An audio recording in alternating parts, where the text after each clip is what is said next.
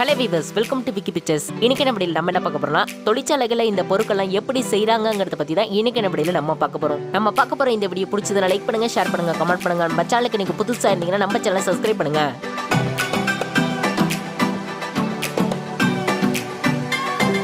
சரி வாங்க வீடியோக்குள்ள போலாம்.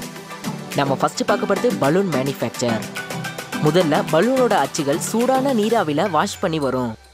அதுக்கப்புறம் குளோபில்சின்ங்கிற இந்த வெண்மை நிற கலவையில இந்த அச்சுகள் நனைக்கப்படும்.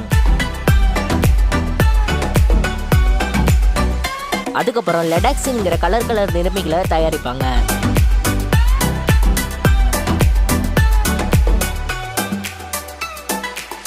தயாரிச்ச இந்த நிறமிகளை வச்சு கலர் கொடுப்பாங்க. அதுக்கப்புறம் பலூனோட வாய்ப்பகுதி சுருட்டி விடப்படுது. அதுக்கப்புறம் 100 டிகிரி செல்சியஸ் நீர்ல இந்த பலூன்கள் நனைக்கப்படும். அதுக்கப்புறம் உருவாக்கப்பட்ட இந்த பலூன்களை அச்சுகள்ல இருந்து எடுத்து இந்த பலூன்கள்ல டேமேஜ் இருக்கான்னு பார்ப்பாங்க.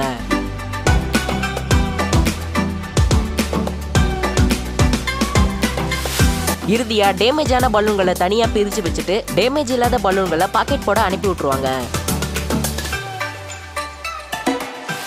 நம்ம ரெண்டாவதா பார்க்கப்படுது டால் மேனுஃபேக்சர். இந்த பொம்மைகளை உருவாக்குறதுக்கு வினைல்ங்கிற ஒரு உறுதியான பிளாஸ்டிக் பையை தான் பயன்படுத்துறாங்க. இந்த வினைல் கலவையை நல்லா பாயில் பண்ணி ஒன்னோட ஒன்னு மிக்ஸ் பண்றாங்க. அதுக்கப்புறம் இந்த வினைல் கலவைகளை இந்த பொம்மையை உருவாக்குறதுக்கு தேவையான அச்சுல இந்த கலவையை சரியான அளவு விடுறாங்க. அந்த அச்சுல விடப்பட்ட வினைல் குளோரைட் சூடு ஆறுனதுக்கு அப்புறம் அந்த அச்சுல இருந்து பொம்மைகளோட ஒவ்வொரு பார்ட்ஸையும் தனியா வெளியில பிரிச்சு எடுக்கிறாங்க. அதுக்கப்புறம் பொம்மையோட ஒவ்வொரு பார்ட்ஸையும் ஒண்ணா செட் பண்றாங்க. பொம்மையோட தலைப்பகுதியில செயற்கையா முடி தைக்கிறாங்க.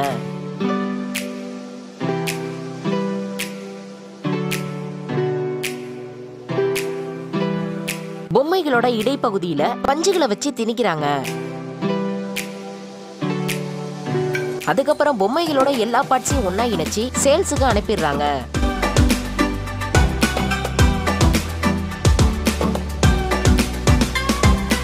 நம்ம மூணாவதா பார்க்கப்பட்டு எரேசர் மேனுஃபேக்சர். எரேசரை இயற்கையான ரப்பர்ல இருந்து செய்யறாங்க, செயற்கையான ரப்பர்ல இருந்து செய்யறாங்க. ஆனா இந்த வீடியோல எரேசர் இயற்கையான ரப்பர்ல இருந்து தான் செய்யறாங்க. இதுக்கு முதல்ல ரப்பர் மரத்துல இது மாதிரி ஒரு கீரலை போட்டு அதுல ஒரு பாத்திரத்தை செட் பண்றாங்க. அந்த பாத்திரத்துல முழுவதும் ரப்பர் பால் நிரம்பணும்னு அதை ஃபேக்டரிக்கு அனுப்பிடுறாங்க. இந்த ரப்பர் கூட சில கெமிக்கல்ஸ் ஆட் பண்றாங்க. எக்ஸாம்பிளா ரப்பர் கூட துத்தநாக ஆக்சைடு அப்புறம் டைட்டானியம் ஆக்சைடு இது இரண்டு சேர்த்தா வெண்மை நிற எரேசர் தயாரிக்க முடியுமா? ஆனா இந்த வீடியோல ரப்பர் கூட இரும்பு ஆக்சைடு சேர்க்கறதுனால எரேசர் சிவப்பு நிறத்துல தான் தயாரிக்கிறாங்க.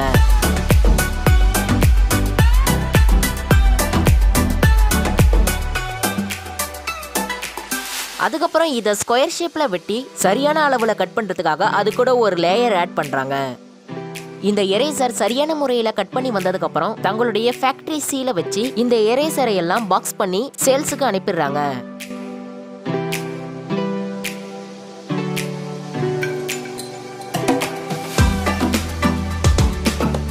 நம்ம நாளாக பார்க்கப்படுது ஆபீஸ் சேர் மேனுஃபேக்சர்.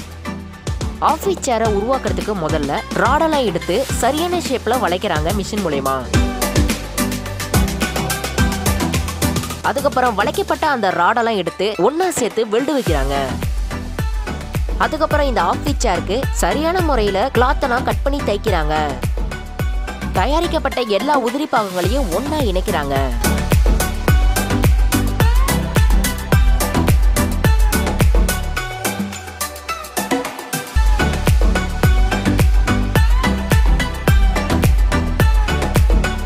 கடைசியா இந்த சேரை சேல்ஸ் பண்ண அனுப்பிடுறாங்க. நம்ம அஞ்சாவது மற்றும் கடைசியை பார்க்கப்படுது கார் வீல் மேனுஃபேக்சர். காரோட வீலை தயாரிக்கிறதுக்கு அலுமினியத்தை தான் பயன்படுத்துறாங்க. அதுல சரியான அளவுல ஹோல்ஸ் போடுறாங்க. ஹோல்ஸ் போட்ட அந்த இடத்துல பிசிறி இருந்தா அதை சரி பண்றாங்க. அதுக்கப்புறம் டயரை ஃபிக்ஸ் பண்றதுக்கு தனியா ஒரு வீலை மேக் பண்றாங்க. தயாரிச்ச இந்த இரண்டு வீலையும் ஒன்னா இணைச்சு வெல்டு வைக்கிறாங்க. இதுக்கு பெயிண்ட் எல்லாம் அடிச்சு கடைசியா சேல்ஸ் பண்ண அனுப்பிடுறாங்க.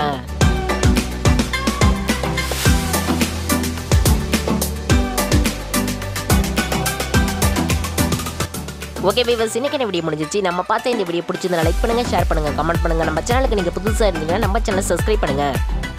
உங்களை நெக்ஸ்ட் வீடியோல சந்திக்கிறேன். பாய்.